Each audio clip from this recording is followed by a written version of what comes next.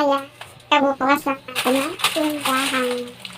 Kailangan sa araw-araw, sinalaga ng super araw para magbukas ng tindahan. Lalo na pag ganito may maliit ng tindahan. Kaya ito, atin yan, maglilinis ka, pag-uwi ka. Buhay naman.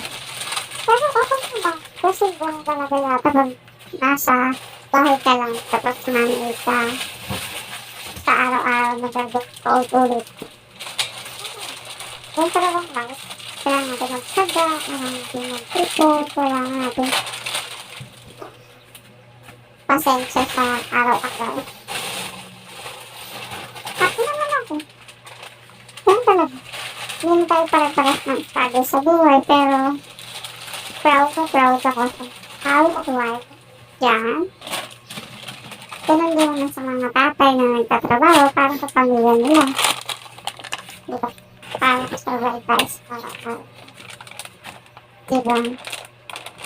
Yan talaga. Kailangan natin tsaga, magpupon sa araw-araw. Maliit man yan o malaki. In the future, lalaki din. Para sa mga anak naman talaga iniisip natin.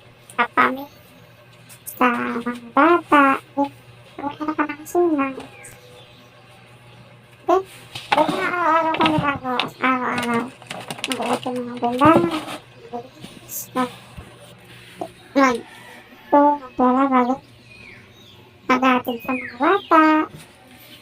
Ganun mga mimo pero ayan, ganda-ganda ang mimo. Diba? Diba?